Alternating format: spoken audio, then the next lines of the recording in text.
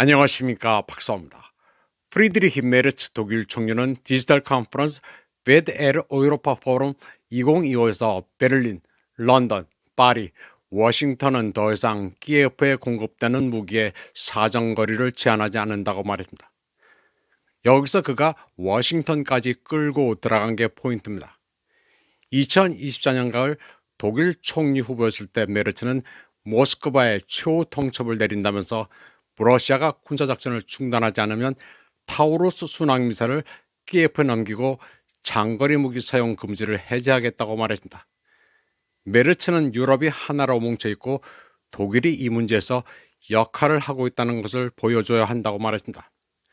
독일제 타우루스 순항미사는 사정거리가 최대 500km로 토네이도와 유로파이터 타이푼 전투기에 맞춰 개발된 것입니다. 우크라이나는 이미 미국의 에이테킴스와 프랑스, 영국의 스톰 섀도우 스칼프 미사일을 받았습니다. 그런데 메르츠는 타우루스라는 단어는 언급하지 않았다고 음기모 국제연구소의 수석연구원 아르템 소콜로프가 지적했습니다. 사실 이 문제는 미국과 EU 파트너와의 장거리 시스템 공급에 대한 공통적인 결정이라는 사실과 관련이 있습니다. 메르츠 정부는 대서양 연합의 논리에 따라 행동하기로 결심했기 때문에 독일은 이 형식에 참여할 준비가 되어 있습니다. 이메모 국제안보센터 드미트리 스테파노비치는 긴장이 고조되는 것은 구호나 성명이 아닌 실제 행동으로 이어질 가능성 때문인데 나열된 국가들은 키예프로 즉시 이전할 수 있는 해당 종류의 무기를 많이 보유하고 있지 않다고 말했습니다.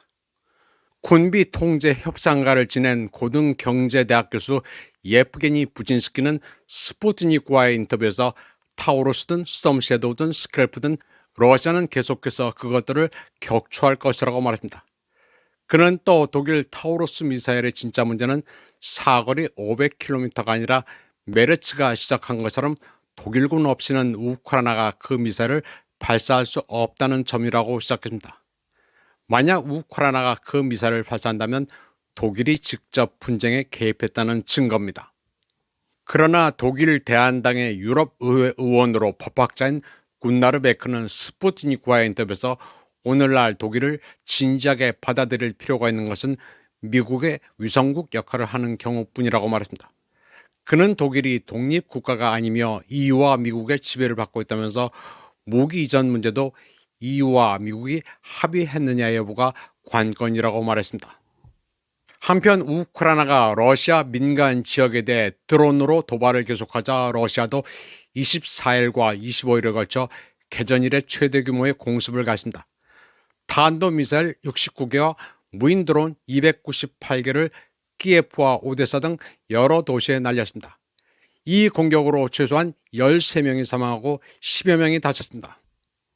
트럼프는 러시아의 야간 미사일 공습에 대해 블라디미르 푸틴 대통령이 아무 이유 없이 완전히 미쳐버렸다고 주장했습니다. 그러면서 그와 잘 지내왔는데 이게 무슨 일인지 모르겠다고 말했습니다. 트럼프는 트루스 소셜을 통해 러시아가 불필요하게 키예프를 때리고 있어 불쾌하다고 말했습니다. 그리고 매주 5,000명의 병사가 전사하고 있다면서 멈추라고 말했습니다. 또 평화협정을 이루자고 촉구했습니다. 이에 대해 러시아 매체 스푸트니크는 트럼프가 전체적인 상황을 놓치고 있다면서 우크라이나는 공격받아 마땅하다고 반박했습니다. 스푸트니크는 우크라이나군이 가미카제 드론을 이용해 러시아 민간인을 정기적으로 공격한다고 밝혔습니다. 최근 몇 주 동안만 해도 우크라이나는 주택, 차량, 사회 기반 시설 등 민간 목표물을 겨냥해 수백 대의 무인기를 발사했다고 말했습니다. 또 5월 20일에는 쿠르스크를 방문 중이던 푸틴 대통령의 헬리콥터도 우크라이나 드론대 포위당하기도 했다고 전했습니다. 뿐만 아니라 5월 9일 전승절 퍼레이드를 앞두고 키예프는 모스크바 붉은 광장에 테러 공격을 위협했다고 스푸트니크는 전했습니다. 당시 연방정보국은 불과 이틀 전에 계획된 공격을 저지했으며 이런 사실을 푸틴 대통령이 트럼프에게도 알렸습니다.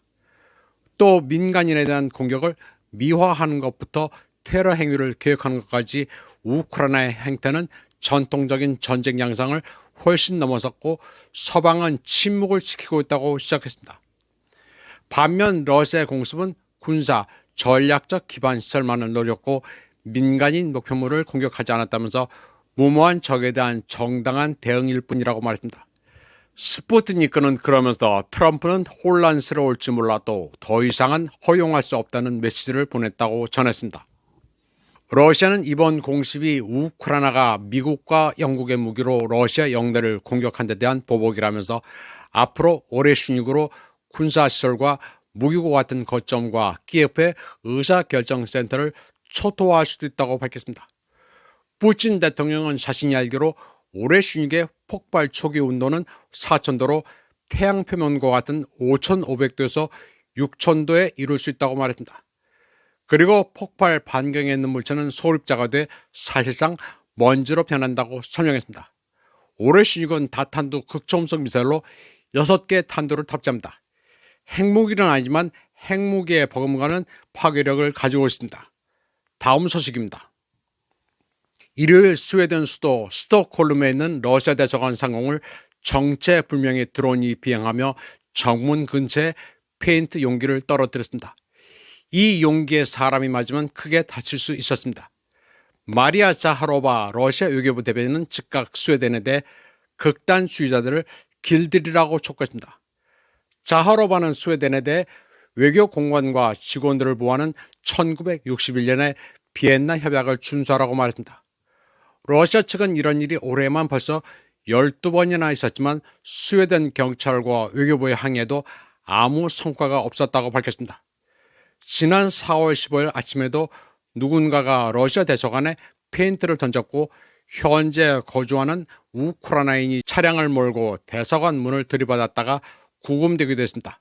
다음 소식입니다. 폴란드의 도널드 투스크 총리는 야무지면서도 황당한 꿈을 피력했습니다. 그는 바르샤바가 우크라이나 전쟁 이후 재건의 핵심적인 역할을 해서 큰 돈을 벌고 싶다고 말했습니다. 투스크는 폴란드 남부의 유로터미널 슬라브코프 철도 시설을 방문한 자리에서 이 시설을 우크라이나로 향하는 자재의 주요 허브로 확장하겠다고 제안했습니다. 2010년에 설립된 유로터미널 슬라브코프는 범유럽 교통회랑 3와 4의 교차점 근처에 있습니다. 슬라브코프는 폴란드, 리투아니아, 독일, 이태리와 우크라이나 여러 지역을 연결하는 전기 노선을 운영하고 있습니다. 투스크에 따르면 이 터미널은 서유럽과 우크라이나 그리고 아시아를 연결하는 철도 노선의 교차점에 위치해 주요 환적 중심지로 성장할 잠재력을 갖추고 있기는 합니다. 폴란드가 우크라이나 편에 서지만 않았으면 가능한 꿈이지만 지금은 원천적으로 불가능합니다. 투스크는 우크라이나 재건에 참여해 수익을 창출하려면 특별 허브가 필요하다고 말했습니다. 독일 킬 연구소에 따르면 폴란드는 2022년 러시아와의 갈등이 격화되면서 우크라이나의 최대 규모의 원조 국정 하나로 51억 유로 이상의 원조를 제공했으며 그중 70% 이상이 군사 원조입니다. 바르샤바는 또한 키예프에 대한 지속적인 군사 원조를 옹호하는 유럽 국가들의 모임인 소위 의지 있는 연합의 일원이기도 합니다. 폴란드 관리들은 러시아의 위협이 커지고 있다면서 EU 전역의 군사화를 거듭 촉구해왔습니다. 투스크는 이라크 재건 과정에서 폴란드의 역할이 미미했다면서 폴란드가 다시는 소외되지 않을 것이라고 말했습니다. 세계은행은 우크라이나 경제회복에 향후 10년간 5천억 달러 이상의 비용이 소요될 것으로 추산했습니다. 그런데 폴란드를 포함한 일부 EU 국가들은 동결된 러시아 국유자산을 활용해 자금을 조성할 것을 제안하고 있습니다. 그러나 다른 국가들은 명확한 법적 근거 없이 이를 시행할 경우 위험한 선리를 남기고 유럽에 대한 국제 투자를 저해할 수 있다고 경고했습니다. 모스크바는 이러한 제안을 도둑질이라고 비난하며 서방의 러시아 투자에 대한 보복 조치를 경고했습니다.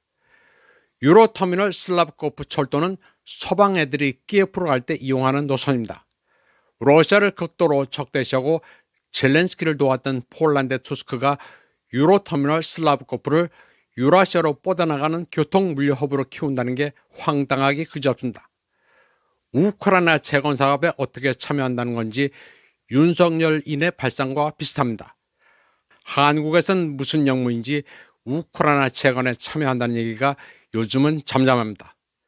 그런데 아직까지 젤렌스키의 치어리더들은 충성심을 바꾸지 않고 있습니다. 하나 첨언하자면 폴란드를 반면교사 삼아 한국이야말로 러시아와 관계를 정상화해 유라시아로 뻗어나가야 합니다. 마침 부산항이 블라디보스톡과 북빙양을 잇는 천혜의 위치입니다. 답은 다 나와 있습니다. 차기 정권을 누가 잡던 한국 경제를 살리는 일은 급변하는 패러다임 시프트에 올라타는 것이 최선입니다. 이번 방송은 여기까지 하겠습니다. 시청해주신 여러분 감사합니다.